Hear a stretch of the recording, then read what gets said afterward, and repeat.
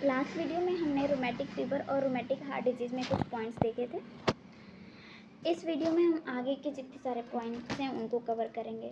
तो last video में हमने इंट्रोडक्शन, डेफिनेशन, एपिडेमियोलॉजी, एटियोलॉजी और रिस्क फैक्टर्स तक देख लिया था।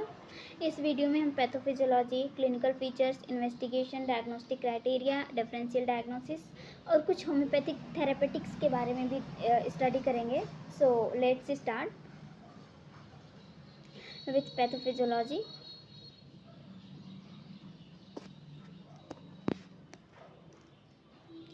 यहाँ पे जो GABHS बैक्टीरिया होता है जो कि रोमैटिक फीवर और रोमैटिक हार्ट डिजीज़ कॉज कर रहा है, वो एक प्रोटीन कंटेन करता है जिसको एम प्रोटीन कहते हैं और एक टॉक्सिन फॉर्म करता है जिसको स्ट्रेप्टोलाइसिन ओ एंटीजन कहते हैं। जो हमारे इम्यून सेल्स हैं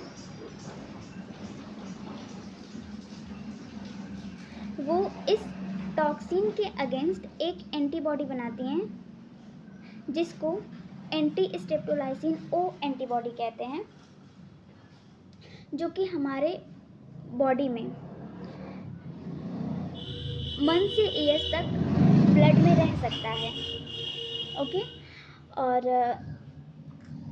बैक्टीरिया के एम प्रोटीन के आइडेंटिकल हमारे बॉडी में डिफरेंट ऑर्गन सिस्टम पे मॉलिक्यूल्स प्रेजेंट होते हैं, जैसे कि heart, joint, CNS, skin, subcutaneous tissues. तो हार्ट पे, जॉइंट पे, सेंट्रल नर्वस सिस्टम पे, स्किन पे और सबक्यूटेनियस टिश्यूज पे एम प्रोटीन के आइडेंटिकल मॉलिक्यूल्स पाए जाते हैं। तो इसके पैथोजेनेसिस में क्या होता है कि मॉलिक्यूलर मिमिक्री और क्रॉस रिएक्टिविटी होती है। मॉलिक्यूलर मिमिक्री और क्रॉस रिएक्टिविटी होती है एम प्रोटीन और मॉलिक्यूल्स जो कि एम प्रोटीन के आइडेंटिकल हैं और हमारे बॉडी में डिफरेंट ऑर्गन्स पे प्रेजेंट हैं। तो इम्यून सिस्टम का काम होता है कि कोई भी हमारे बॉडी में पैथोजन आ रहा है तो उसको किल करना, एंटीबॉडी बनाना और उसको किल करना। बट यहाँ पे क्या है कि जो एम प्रोटीन है उसके आइडेंटिकल मॉलिक्यूल्स पाए जा रहे हैं, तो इम्यून सिस्टम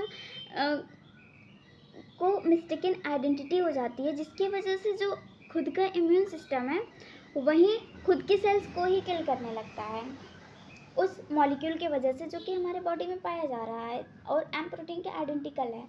तो यहाँ पे ऑटो इम्यून डैमेज होने लगता है टारगेट टिश्यूज़ का, for example cardiac muscles, valves, joints, skin और न्यूरॉन्स, क्योंकि जो मॉलिक्यूल है वो इन कार्डियक मसल्स पे, वॉल्व्स पे, जॉइंट्स पे, स्किन पे और न्यूरॉन्स पे प्रेजेंट है। तो इसके वजह से जो इम्यून सिस्टम है वो इन टिश्यूज़ को डैमेज करने लगता है और इसके वजह से रोमैटिक फीवर या रोमैटिक हार्ट डिजीज़ की कंडीशन आ जाती है। ओके, होप ये पैथोफिजियोलॉजी क्लियर हो गई होगी। Let's move further.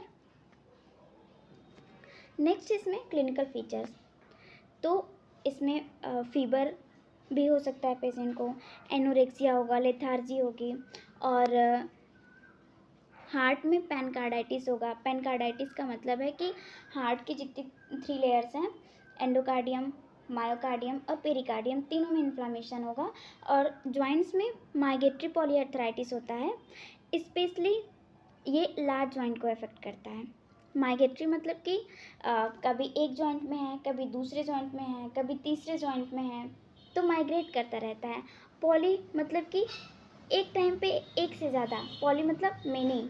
तो पॉली मीन्स एक टाइम पे एक से ज़्यादा जॉइंट में, माइग्रेटरी मतलब कि माइग्रेट कर रहा है, कभी किसी जॉइंट को इफेक्ट किया है, कभी किसी जॉइंट को इफेक्ट किया है। Okay, let's move further. Next skin को अफेक्ट करता है। तो स्किन में ये सबक्यूटेनियस नोड्यूल और एरिथमा मार्जिनेटम कॉज करता है। सबक्यूटेनियस नोड्यूल मोस्टली रिस्ट पे, एल्बो पे, एंकल पे और नीज पे बनते हैं और उसके साथ एरिथमा मार्जिनेटम भी मिल सकता है। एरिथमा मतलब रेडनेस और मार्जिनेटम मीन्स मार्जिन। तो यहाँ पे जो भी लेजन बनेगा उसकी मार्जिन रेड होगी जो भी लेज़न बनेगा उसकी मार्जिन रेड होगी और उसके जो इनर पार्ट होगा या सेंट्रल पार्ट होगा वो क्लियर होगा। ओके। और CNS में, सेंट्रल नर्वस सिस्टम में, ये सीडेनहम कोरिया कॉज करता है या फिर इसको एस्टिविटस डांस भी बोलते हैं। Okay, let's move further. तो यहाँ पे हम देख सकते हैं कि this is subcutaneous nodule and this is erythema marginatum. ये मार्जिन्स में रेड है और सेंटर में क्लियर है और इसके साथ ये है Sydenham chorea. Okay, let's move further. Next इसमें हम देखेंगे रोमेटिक हार्ट डिजीज़ के बारे में। अब तक हम रोमेटिक फीवर को देख रहे थे और अब रोमेटिक हार्ट डिजीज़ के बारे में देखेंगे। तो यहाँ पे क्या है कि सबसे पहले हम डेफिनेशन देखेंगे। तो rheumatic heart disease is a chronic condition resulting from rheumatic fever. तो पहले रोमेटिक फीवर होगा, उसके बाद हार्ट को इफेक्ट करेगा और रोमेटिक हार्ट डिजीज़ होगी, which involve all the layers of the heart, endocardium, myocardium and pericardium, and it is characterized by scarring and deformity of the heart valves। तो इसमें हो क्या रहा है, सबसे पहले कि पेशेंट को रोमेटिक फीवर होगा, सबसे पहले रोमेटिक फीवर होगा, इसके बाद हार्ट की जो लेयर्स हैं उसको इफेक्ट करेगा। तो जो हार्ट की तीनों लेयर्स हैं, एंडोकार्डियम, मायोकार्डियम और पेरिकार्डियम, वो इफेक्ट होंगी, उनमें इन्फ्लामेशन होगा। और इसके साथ जो हार्ट की वॉल्व है, हार्ट के वॉल्व हैं, एक दूसरा डायग्राम बनाते हैं, इसके साथ साथ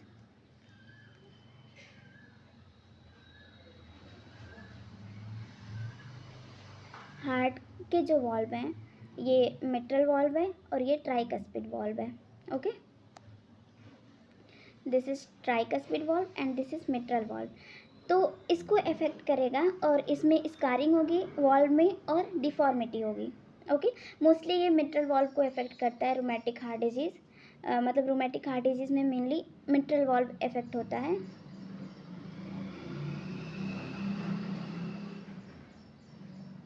ओके, लेट्स सी एपिडेमियोलॉजी।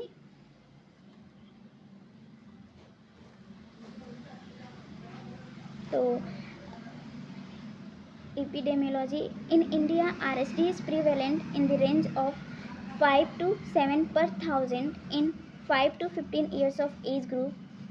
तो जो 5 से 15 ईयर की एज ग्रुप है उसमें थाउजेंड्स में 5 से 7 केसेस मिलते हैं। और इसके अलावा इंडिया में 1.5 मिलियन RSD के केसेस हैं। Okay, let's move further. Let's see pathophysiology of RHD। Pathophysiology of RHD। तो सबसे पहले तो रोमेटिक फीवर होगा, रोमेटिक फीवर होगा, उसके बाद फिर पेनकार्डाइटिस होगा। और पेनकार्डाइटिस का जो पैथोग्नोमिक फीचर है कि उसमें स्कॉफ बॉडीज़ मिलती हैं, स्कॉफ बॉडीज़ बनती हैं जिसको स्कॉफ नोड्यूल भी कहते हैं। और ये scoff nodules interstitium of heart में बनते हैं। Okay, let's move further.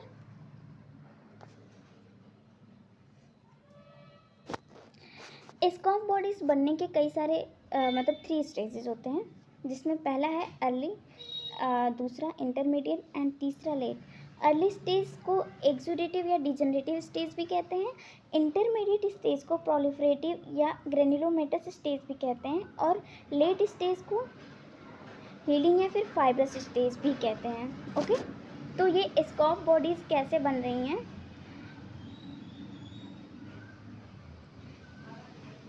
RHD के केस में उसका स्टेजेस हैं। तो टोटल 3 स्टेज में बनती है,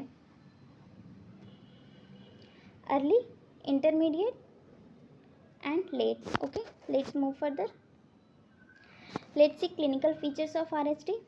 तो इसमें सबसे पहले पेनकार्डाइटिस होगा, मिट्रल रिगर्गिटेशन भी हो सकता है, वॉल्वुलाइटिस होगा, जो भी वॉल्व हैं वो उनमें इन्फ्लामेशन हो जाएगा, और वॉल्वुलर रिगर्गिटेशन भी होगा, एओर्टिक रिगर्गिटेशन होगा, मिट्रल स्टेनोसिस होगी। Okay, let's move further. Let's see investigations.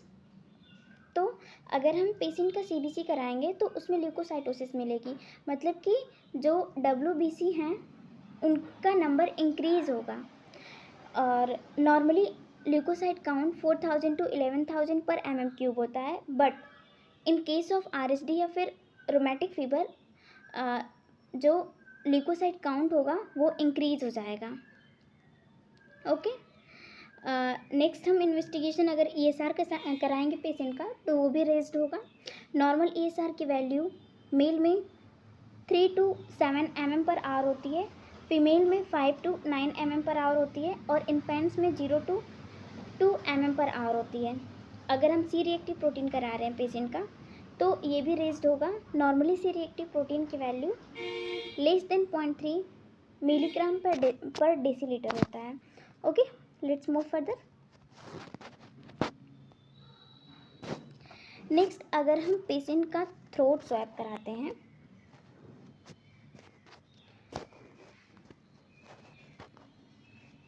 तो अगर पेशेंट का हम थ्रोट स्वैप कराएंगे तो इसमें group A beta haemolytic streptococcal bacteria present होगा। अगर पेशेंट को रूमेटिक फीवर या रूमेटिक हार्ट डिजीज़ है तो GABHS प्रेजेंट होगा अगर थ्रोट स्वैप कराते हैं पेशेंट का। तो थ्रोट स्वैप कराने के लिए सबसे पहले इसके मतलब स्टेप्स होते हैं। तो इसमें सबसे पहले हम पेशेंट के हेड को पीछे की तरफ टिल्ट करेंगे और उसके टंग को डिप्रेशर के हेल्प से डाउन करेंगे, सो दैट हम माउथ और थ्रोट को क्लियरली देख सकें। उसके बाद हम पेशेंट के पोस्टीरियर फेरिंग्स, टॉन्सिल्स और अदर इन्फ्लेम्ड एरिया से स्पेसिमेन कलेक्ट करेंगे और उसका कल्चर कराएंगे, जिसमें हमें अगर पेशेंट रूमेटिक फीवर या रूमेटिक हार्ट डिजीज से इफेक्ट है तो GABHS बैक्टीरिया मिलेगा, अगर इफेक्ट नहीं है तो फिर नहीं मिलेगा। Okay, let's see next investigation. तो नेक्स्ट हम ASO टाइटर कराएंगे जिसमें ये रेज्ड मिलेगा। एडल्ट्स में इसकी वैल्यू ग्रेटर देन 200 यूनिट होगी और चिल्ड्रंस में ग्रेटर देन 300 यूनिट होगी। चेस्ट एक्सरे कराएंगे पेशेंट का तो हार्ट इफेक्ट है, इसमें पेनकार्डाइटिस है तो कार्डियोमेगेली मिल सकती है। इकोकार्डियोग्राफी कराएंगे तो कार्डियक डायलेटेशन मिलेगा और वॉल्व एबनॉर्मेलिटीज़ देखने को मिलेंगी। अगर ECG कराएंगे पेशेंट का तो इसमें फर्स्ट डिग्री एट्रियोवेंट्रिकुलर ब्लॉक मिलेगा। Okay, let's move further.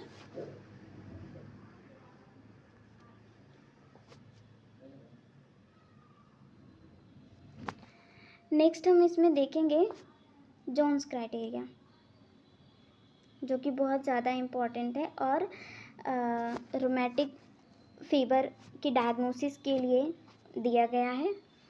तो जोन्स क्राइटेरिया में टोटल 3 चीज़ें हैं, एक तो मेजर मैनिफेस्टेशन, एक माइनर मैनिफेस्टेशन और उसके साथ कुछ चीज़ें अगर सपोर्टिव एविडेंस हैं वो।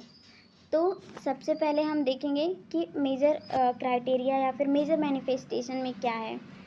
तो इसमें मेजर मैनिफेस्टेशन में पहला है carditis, then erythema marginatum, polyarthritis, subcutaneous nodule and chorea. Minor manifestations में फीवर, अर्थरेल्जिया, रेज्ड ESR और C reactive protein, previous rheumatic fever, leukocytosis and grade 1 atrioventricular block. Okay, और प्लस पॉइंट्स में या फिर इसको हम बोलेंगे सपोर्टिव एविडेंस। तो सपोर्टिव एविडेंस में recent rheumatic fever, raised ASO and positive throat culture, ये सारी चीज़ें हैं। तो हम डायग्नोसिस कैसे करेंगे? तो अगर 2 मेजर क्राइटेरिया और सपोर्टिव एविडेंस मिल रहा है, या फिर एक मेजर क्राइटेरिया और 2 माइनर क्राइटेरिया और उसके साथ सपोर्टिव एविडेंस मिल रहा है, तो डायग्नोसिस इसकी रोमैटिक फीवर होगी। फॉर एग्जांपल, अगर किसी पेशेंट में कार्डाइटिस है और कोरिया है, कार्डाइटिस है और कोरिया है, इसके साथ सपोर्टिव एविडेंस मिल रहे हैं, जैसे कि ASO टाइटर रेज्ड है या फिर पॉजिटिव थ्रोट स्वैब है, तो हम डायग्नोसिस इसकी रोमैटिक फीवर करेंगे। और अगर यहाँ पे पेशेंट में पॉलीआर्थराइटिस मिल रही है जो कि माइग्रेटरी नेचर है और इसके साथ पेशेंट में फीवर मिल रहा है और ल्यूकोसाइटोसिस है, और इन तीनों के साथ सपोर्टिव एविडेंस में ASO टाइटर इंक्रीज है, तो यहाँ पे हम डायग्नोसिस रोमैटिक फीवर करेंगे। Okay, let's move further. यहाँ पे हम डिफरेंशियल डायग्नोसिस देखेंगे। तो डिफरेंशियल डायग्नोसिस में erythema marginatum and erythema nodosum.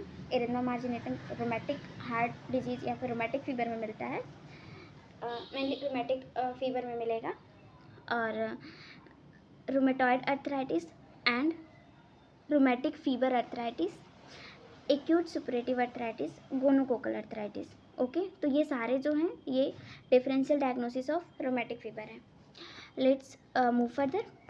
तो यहाँ पे अगर होम्योपैथिक थेरेपेटिक की बात करें तो इसमें पहला है सैलिसिलिक एसिड मेडिसिन, दूसरी लिथियम कार्ब, प्रेस्टॉक्स, स्टेलेरिया मेड, ऐसे बहुत सारे मेडिसिन आपको मिल जाएंगे मेटेरिया मेडिका में।